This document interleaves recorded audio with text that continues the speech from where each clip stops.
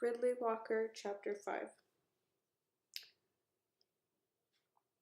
After that tale that night, everyone began to look at me different, winking and like dodging their heads or giving me that thumbs up sign.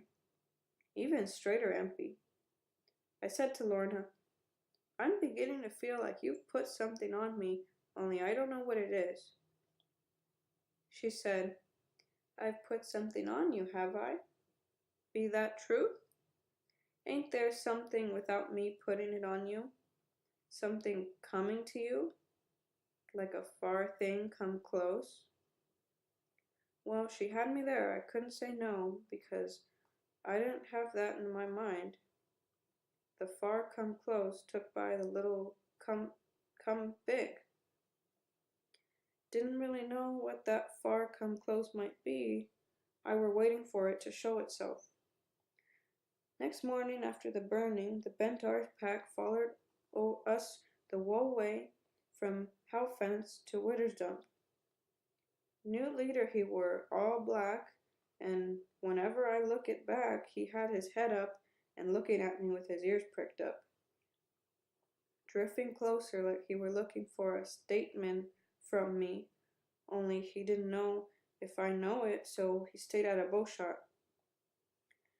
When we got to the digging, there were the girt big thing, what killed Dad, it were still in the hole where we left it. Chalker Marchman, the first man of the digging, he were talking to a little nothing looking whitey bloke, didn't look no more than 10 years old. It weren't the shortness of him, I ain't a tall man myself, but this one, he looked like his dad pulled out too soon when they been making him. Whitey hair and pinky eyes, no you couldn't see his eyebrows, they were that little light. Didn't even have the beginnings of a beard. When we come up to them, Chalker Marchman pointing to the girt big thing, he said to Strader Empey, You can put a crew to bustings, this will melt it down like always. Strader look it to me, and I look it to him, and we both look it at that girt big thing, what been the death of my dad, because they wanted it out of the hole intact. Strader said, Bust it up? The little whitey bloke said, That's right. This ain't Use's head. It ain't no good to us. He said it like you do when the other bloke don't know what you're talking about because he's out of it. Pressure's little Barset, I thought. I didn't have no idea what he meant by Use's head. When the little whitey bloke talk it straighter, didn't look at him, he looked at the Chalker Marchman. Chalker said, Best get on with it. This here's Belknap Fist from the Mincery. So we got on with it. Chalker told us Belknap Fist weren't 10, he were 16, so at least he weren't a kid. But that didn't make it no easier talking do-its from him, though. You could see he know it too, and it thrilled him.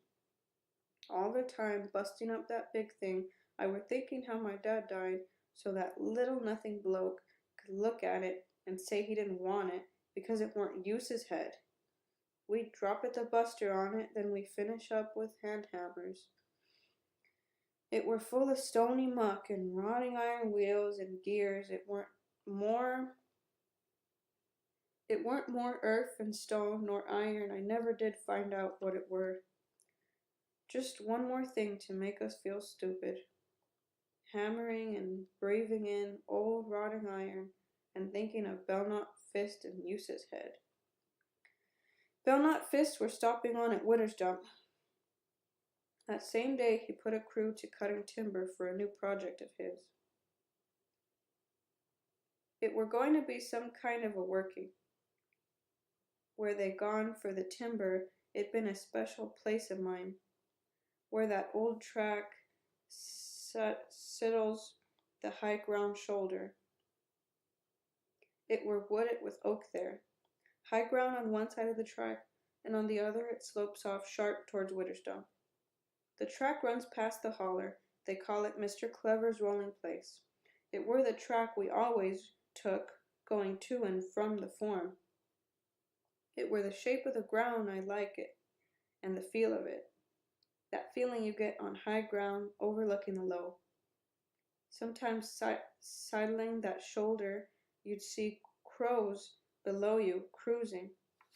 Looking down from there at Widdersdump, it seemed so low and little, it looked easy turned away from.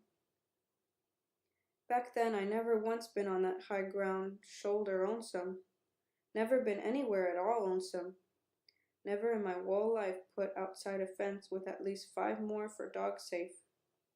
I've been saving up that high ground in my mind though, thinking maybe sometime there might come a time I will chance it onsome. I didn't want no woodlands cleared there, I just wanted that place left the way it been. I told myself never mind, but I minded. That day who turned up at Widdersdump? It were the big 2 down from the Ram. Abel Goodparley and Ernie Orphing, the Pry Mincer and the Westminster, they already been Shore's Day week with the cessmen, which they rever knew it the fraction for the Ram and done a show. They weren't due again till rising, but here they were. One of their surprise visits they done that every now and then. They were busting iron in the hole, and here they come arriving. Goodparley and Orphing, the big 2, when they pulled in somewhere, they didn't turn up like outcasts and lorn in the world. They rode it with 50 heavies and 6 road crew from the last place, plus they had pigeons, one to be let go every place they left safe. Them 6 extra road crowd, you might as well call them hostages. The big 2 didn't really trust no one too far, neither fence nor form. My dad used to tell me his dad told him the Goodparley and Orphing they had in his day, roadmen Goodparley and fronter Orphan it been. They never rode it with no ram heavies, they just only had 6 road crowd for dog safe from the last fence like anyone would. That Goodparley and Orphing back then, they used to say, "It don't make no odds what happens to us, there will always be another Goodparley and Orphing." These 2, though, they weren't taking no chances, they were doing their best to keep it the same Goodparley and Orphing. Being the big 2, they only done their 4 shows a year regular, plus special ones now and then, but they like it to look like full-time Usa showmen. They kept their faces shaven and all. Orphing, the little one, he carried the fit up, and Goodparley, the big one, he carried the weapons, the same as regular Usa show partners done, even though they could have had the heavies carry the fit up and the weapons and them as well. Goodparley had a big face with little eyes like lookouts looking over the top of a fence, and he were always smiling with his big square teeth. Orphing had a face like a limpet. Before we left Widdersdump that day, there come word to us as Goodparley and Orphing would be over to Howfence after meat to put the scar on me, and they were going to do a show as well. Before I get to that, I best write out the Usa story, the same as I been wrote out first and pass on down to us. It always wrote down in the old spell. Everybody knows bits and pieces of it, but the connection men and the Usa show men, they all have the whole thing wrote down the same, and they have to know it, all of it by heart. You wouldn't have seen the whole thing wrote out without you been a Usa show man or connection man or in the mincery.